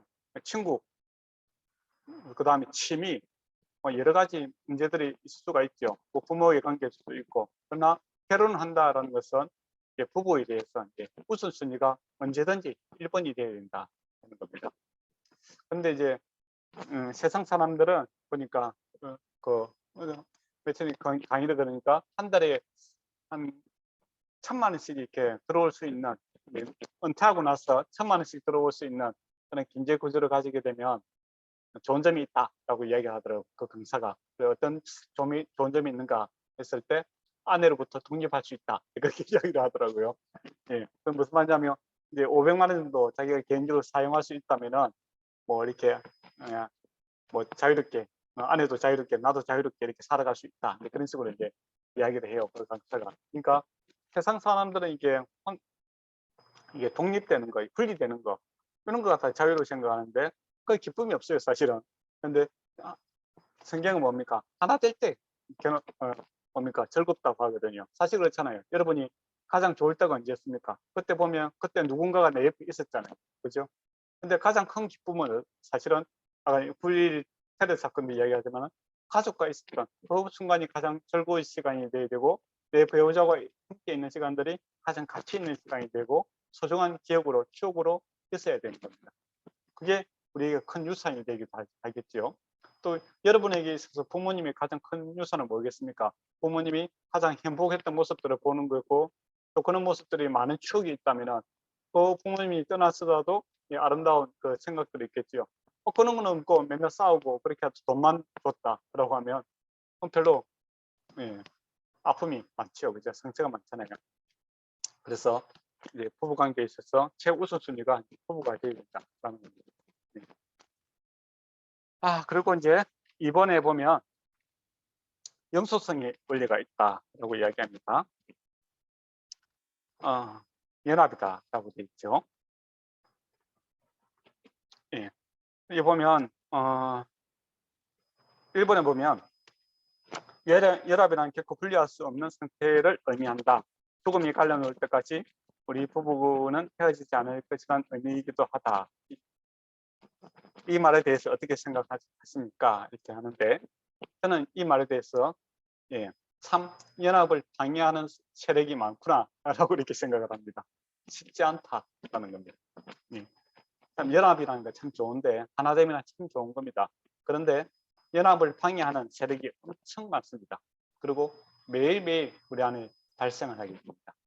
예, 우리 친구도 그렇고 부부끼리 살아갈 때 늘 하나된 마음으로 살아가면 좋은데 예, 그 하나됨을 깨트리는 여러 가지 사건이 발생되게 되고 또 서로의 말에 대해서 상처를 받게 되고 또 어떤 감정에 대해서 상하는 그런 일들이 매일 발생하게 됩니다. 예, 연합을 방해하는 일들이 참으로 많죠. 그래서 매일 이 연합하기 위해서는 반드시 승리하기 위해서는 노력이 필요하다는 겁니다. 어떻게 노력해야 되는가?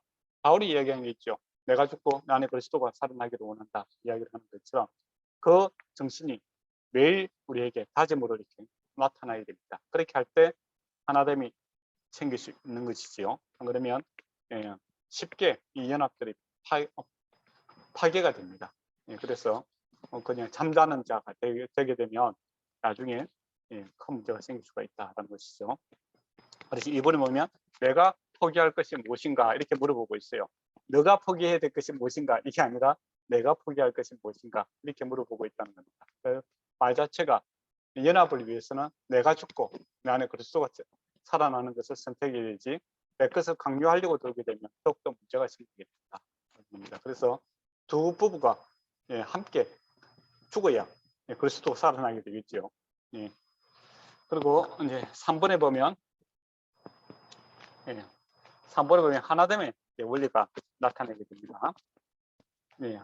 몸이 하나 된다라고 할 때, 우리가 성관계를 이제 쉽게 생각할 수도 있겠는데, 그것도 하나됨이 있죠. 그러나 궁극적으로 하나 된다라는 것은 여러 가지의 세계관의 하나가 일치가 되는 것이 중요하겠죠. 그래서 종교, 또 우리 기독교 제일 중요한 게 종교이기도 하고, 또 우리 자녀 교육에 대해서도 교육관이 다 다를 수가 있잖아요. 세계관이라는 게. 세계관이라는 것은 세상을 바라보는 관점을 세계관이라고 합니다. 근데 자녀 교육을 바라보는 관점이 다 다르거든요. 어떤 사람은 아이가 성장하기를 원하고, 어떤 사람은 아이가 행복하기를 원하고, 그런 갈등 속에서 갈등하는 부부들이 많잖아요. 성공을 위해서는 기력이 아파, 외국에도 부부가 떨어져서 살겠다. 아니지. 지금 행복이 중요하지 않느냐. 그래서 우리 같이 살아야 된다. 그런 생각들이 다 다를 수가 있습니다. 그래서 여러 가지 문제에 대해서 하나됨이 되기 위해서는 이 세계관을 갖다가 맞추고 가는 그런 추구와 노력들이 필요합니다. 그래서 이러한 질문들에 대해서 5가지가 있는데 여러분이 일단 교회 다니시니까 이제 교회를 선택하는 문제도 중요한 것이고 그다음에 자녀 교육 또 뭐니 해도 돈이 중요하거든요. 그죠? 경제관념 어떻게 할 것인가? 현재 적금을 위해서 우리의 수익을 위해서 얼마나 사용할 것인가? 그죠? 우선순위가 있잖아요. 미래를 위해서 얼마나 투자할 것인가? 또 투자하는 방법에 있어서는 어떤 것을 선택할 것인가? 안전하게 이렇게 적금 형식으로 갈 것인가? 안 그러면 또 부담이 있더라도 우리는 투자 형식으로 갈 것인가? 그런 생각이 다 다를 수가 있는 거예요. 그렇지 않습니까? 거기에 대해서 서로 이렇게 생각을 맞춰야 됩니다. 그렇지 않고 비밀 혼자서 몰래 이렇게 투자했다가 이제 사고 치게 되면 문제가 생기잖아. 그죠? 또 이렇게 위험하게 자기가 빛을 내서 한다든지 그렇게 하면 문제가 생기게 됩니다. 실제적인 문제예요. 그래서 이런 문제에 대해서 서로 의논을 해야 됩니다. 의논을 하고 잘하는 사람이 또 그것을 좀 장점을 극대화시킬 수가 있겠죠. 근데 그런 이제 생각 없이 어떻게 돈이 생겼을 때 그냥 자기 스타일로 쓰게 되면 어떻게 되겠습니까? 갈등이 아주 많이 생깁니다. 그래서 그런 문제 세계관에 대해서도 이제 분명한 가치관이 있어야 된다라는 것이죠. 저는 이제 돈에 대한 가치관은 쓰는 기준은 저는 딱 하나입니다. 목적이 있는 돈을 써야 된다. 목적이 없는 돈은 낭비다. 그렇게 생각합니다. 가계부를 기록하냐 안 하냐 그걸 떠나서 목적이 분명한 돈을 써야 된다. 그리고 분명하지 않은 것은 낭비다. 그렇게 생각하고 간단하게 좀 이야기하면 그렇습니다. 그런 게 있고 또 미래에 대해서도 다르겠죠. 나는 일을 갖다가 오래 하고 싶은 사람도 있을 거고 나는 짧게 일하고 그냥 좀 나중에는 편하게 살고 싶은 사람도 있을 거고 여러 가지 이제 그런 생각들이 다를 수가 있다는 것이죠. 또 거주 공간에 대해서도 다를 수가 있겠죠. 아파트를 선호하는 사람도 있을 거고 일반 주택을 선호하는 사람도 있을 거고 그런 이야기들을 연애할 때는 거의 안 해봅니다. 예. 왜 안 합니까? 그저 바라만 보고 있어도 좋기 때문이죠. 그죠? 그래서 뭐 맛있는 거 먹고 뭐 그렇게 이야기하다 보니까 그렇게 심각한 이야기하면 예, 분위기 깨지잖아요. 그래서 이야기를 안 하는데 예, 결혼 전에는 이런 이야기들을 좀 심도 있게 하는 것이 나중에 갈등을 최소화시킬 수 있습니다. 예, 그렇게 이야기를 안 하게 되면 어떻게 됩니까? 나중에 쏘갔다 이야기가 됐어요. 쏘갔다. 나 당신 그렇게 안 봤다. 네, 그렇게 이야기하잖아요. 예, 그건 잘못 받는 겁니다. 이야기를 안 하니까 예, 모르는 거죠. 이야기를 해야 알 수 있고 또 서로의 좋은 이야기함으로써 원래는 생각이 없더라도 이야기함으로써 어떻게 됩니까? 생각이 구체화되는 거죠. 그렇지 않습니까? 그러면서 생각이 있는 사람과 깊이 있는 사람과 내가 결혼을 했다. 이제 그런 이제 좋은 걸 얻게 됩니다. 근데 이야기하지 않으면 어떻게 됩니까? 생각 없는 사람하고 내가 결혼을 했다. 그렇게 되는 거잖아요. 그래서 결혼하고 나서 사람들이 하는 말이 있습니다. 아, 저 사람 생각이 없다. 예. 아무 생각 없이 이렇게 살아가는 것 같다. 이렇게 이야기를 해요. 예. 그래서 생각 없는 사람이라도 이런 주제를 두고 생각을 같이 하게 됨으로써 또 다른 사람이 이야기하는 거 좀 들어봄으로써 예, 좀 더 좋은 결론에 도달할 수 있습니다. 또 특히 뭐 나이 드신 분들하고 같이 공부를 하다 보면 자기들 경험이 있잖아요. 경험을 듣게 되면 도움이 되죠. 그래서 그런 시간들은 여러분이 또 같이 가져야 됩니다. 앞으로 5분이 남았는데 예, 1분 동안 하고 4분 동안 예, 질문을 받도록 하겠습니다. 친밀성의 원리가 있다라는 겁니다. 예, 앙금이 없어야 된다. 이 이야기를 하는 부부 사이에. 예, 앙금이 없어야 되는데 앙금이 생길 때가 많습니다. 예, 특히 이 앙금이라는 것은 오래될수록 문제가 되죠. 예, 근데 오래된 문제를 갖다가 이제 대화를 하세요라고 하면 어떻게 되겠습니까? 자기도 잘 정리가 안 돼요. 여러분이 마음 상하는 걸 한번 생각해 봐요. 누구 때문에? 왜 마음이 상했는지 잘 이해가 안 되고 납득이 설명하기 힘들어요. 그러다 보면 이야기를 하다 보면 이야기하다가 울기도 하고 화를 내기도 하고 그러다 보면 한 1시간 정도 이야기를 해야 됩니다. 예, 그러면 듣는 사람이 그 들어줄 사람이 누가 있겠어요? 그냥 화를 내게 되겠죠. 그러면 이야기하다가 더 큰 문제가 생깁니다. 그래서 예, 마음에 오래된 상처 또 할 말이 많을 경우에는 처음부터 대화를 하시면 안 됩니다. 어떻게 해야 되겠습니까? 예, 우리가 다 글을 배웠기 때문에 편지를 써야겠죠. 편지를 쓰면서 자기 생각이 좀 정리가 돼야 돼요. 아, 내가 왜 상처를 받았는지 정리를 좀 하셔갖고 그때 이제 장점은 뭡니까? 그 글 씀으로써 예, 자기 앙금, 마음의 상처 이게 이제 객관화시키 나름대로 이렇게 객관화될 수가 있습니다. 그리고 좀 정리가 될 수가 있어요. 그러고 나서 상대방에게 주면은 상대방이 그걸 읽고 즉각적으로 화를 낼 필요는 없잖아요. 또 화가 나더라도 예, 적극적으로 표현할 데가 없으니까 생각을 할 수 있고 자기를 돌아볼 수 있는 그런 시간을 가지고 나서 만나게 되면 어떻게 되겠습니까? 서로에 대한 이해가 이제 크게 작용을 하게 됩니다. 그래서 쉽게 해결될 수가 있어요. 사실은 뭐 저와 여러분이 앙금이라는 거, 마음에 이렇게 큰 상처다라는 것은 그렇게 크지는 않잖아요. 뭐 부모를 죽인 원수를 갖다 내가 사랑하는 것도 아니잖아요. 그렇지 않습니까? 어떻게 보면 그때 이제 마음에 말했던 것들이 나를 무시하는 것 같고 나를 멸시하는 것 같고 그런 것들 때문에 마음은 아닌데 표현 방법 때문에 계속 이게 누적이 되게 되면 예, 안에서 이렇게 또 크게 되거든요. 그때 해결을 안 하면 어떻게 됩니까? 그게 막 문제가 계속 굶어서 이제 더 큰 문제가 됩니다. 그죠? 그런 문제들이 많아요. 그런 문제들은 이제 말하기도 부끄럽고 말 안 하자니 화가 나고 그렇잖아요. 그러다 보니까 말하는 표현에 있어서 거칠어지게 되고 또 뭐 구체적인 사실 팩트보다는 뭡니까 가장이 되게 되고 그죠? 예, 그런 이제 오염이 되죠. 그러다 보니까 이제 듣는 사람 입장에서도 그게 왜 문제지? 난 이해를 못하겠다. 이제 그렇게 되지 않습니까? 그러다 보면 이제 저 사람은 나를 이해하지 못하는 사람이다. 그렇게 하면 더 문제가 생기게 돼요. 그때는 예, 편지를 써서 문장으로 이렇게 좀 정리를 하셔야 됩니다. 그러다 보면서 자기 생각을 좀 정리하고 나서 다른 사람이 이해시키게 되겠죠. 그래서 대화라는 것을 일방적으로 하면 안 돼요. 한 1시간 정도 저도 한 들어본 적이 있는데 그 우리 집 사람 이야기하는 게 아니에요. 다른 이제 상담을 하게 되면 보통은 1시간 정도가 이렇게 듣는 경우가 있습니다. 예. 예. 상담 같은 거 이렇게 요청이 뭐 혹시 들어오게 되면은 뭐 제가 이야기하는 것보다는 최대로 많이 들었던 건데 제가 한 2시간 동안 들 때가 있었어요. 듣고 나고 이제 자기는 속이 후련하다고 하더라고요. 예. 그때 이제 보통 이제 듣는 게 이제 그 상담의 주 요소입니다. 근데 일반적으로 가정에서 이렇게 우리가 뭐 2시간 동안, 그래서 그 사람하고 제가 결혼 안 하잖아요. 2시간 동안 예, 상담하는 사람하고는 결혼할 수가 없는 거죠.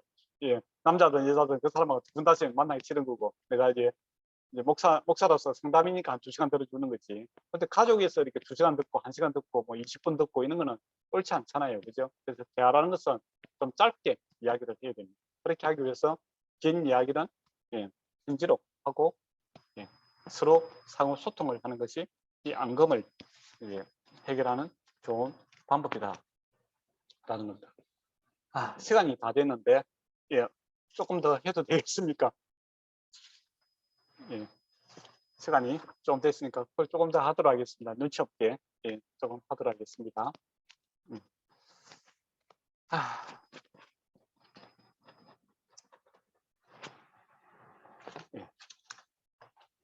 뒤로 넘어가도록 하겠습니다. 결혼하는 이유라는 중요한 부분이 있습니다. 12번에 보면 결혼하는 이제 여러 가지 예, 리스트가 있다는 겁니다. 이거는 이제 통계로 이렇게 뽑아본 이야기입니다. 예, 다 정답은 아니에요. 예, 그러나 예, 일반적으로 이렇게 많이 주어지는 사례가 있습니다. 예, 뭐 여러분 읽어보시면 무슨 말인지 알게 될 거예요. 그러나 이런 것들은 옳지 못하다는 겁니다. 제가 하나하나 다 이렇게 이야기를 할 수는 있겠는데, 그렇지만은 시간이 없기 때문에 예, 3번만 한번 보도록 하겠습니다. 3번하고 2번만 보도록 하겠는데, 같이 보도록 하겠는데, 구조적인 자아상을 해결하려고 이제 결혼하는 경우, 그런 경우 보통 이제 옛날 이야기부터 많이 나오죠. 신데렐라 뭐 결혼하는 이야기. 좀 어려운 형편을 갖다가 도피하는 수단으로 도구로서 이렇게 남편이라든지 아내를 갖다 선택함으로써 내가 이 뭐 경제적인 어려움 또는 사회적인 어려움에서 또 마음심적인 어려움에서 극복하는 그런 방법으로 이야기하는데, 그게 결혼의 모습은 아니다는 것이고, 또 상담자나 치료자의 역할을 하겠다. 그 이제 여자 우리 친구들이 그렇게 오해하시는 분이 있죠. 남자가 이제 와서 이제 술 먹고 또 늘 이제 불쌍한 모습으로 보이고, 그렇게 마음이 소위 말하면 모성애가 이렇게 크게 작동을 하게 되어서 예, 내가 데리고 살면 저 사람 고칠 수 있을 것이다 생각하시는데 절대로 못 고칩니다. 죽을 때까지 고생하는 경우가 있습니다. 그래서 결혼이라는 것은 내가 뭐 일방적으로 치료자가 상담자가 되어주겠다 그런 건 아니죠. 예, 그런 케이스를 이야기하는 겁니다. 예, 그런 경우에는 병적인 문제가 있을 경우에는 병원으로 보내야 됩니다. 결혼하는 것이 아니고. 그래서 굳이 또 그 사람하고 결혼을 하겠다라고 되면 그 알코올 중독이라든지 뭐 그래 뭐 폭행, 폭력을 행하는 사람도 있잖아요. 근데 또 불쌍해서 결혼한 사람이 있더라고요. 예, 또 고쳐서 결혼해야 됩니다. 꼭 그 결혼을 하고자 하면 예, 그런 병적인 요소들은 치료하고 나서 결혼해야겠지. 내가 데리고 살면서 치료하겠다라고 하면 예, 치료가 안 됩니다. 내가 의사가 아니잖아요, 그죠? 예, 병은 예, 의사에게, 결혼은 건강한 사람과 이렇게 결혼하시는 것이 답이다라는 것이죠. 그리고 이제 혼자 살기에 두려웠어. 특히 이제 노총과 노처녀가 있다면 예, 그때 서로 신중하셔야 됩니다. 예, 늦었으니까 아무나 잡아가겠다 이렇게 생각하시면 안 됩니다. 나이가 들수록 예, 정말 예, 신중하게 이렇게 결혼하셔야 됩니다. 왜냐하면 이제 혼자 사는 게 익숙하기 때문에 또 둘이 살기가 참 더 불편할 수가 있습니다. 그래서 이 결혼 준비 학교를 더 열심히 하셔갖고 문제점을 좀 더 완화를 시켜갖고 결혼하시는 것이 좋은 관계입니다. 한번 읽어보시고, 그 다음에 13번에 보면 답이 나옵니다. 이거 여러분이 한번 읽어보시면은 훌륭한 답이 될 것 같고, 예, 시간이 없어서 이제 질문을 받도록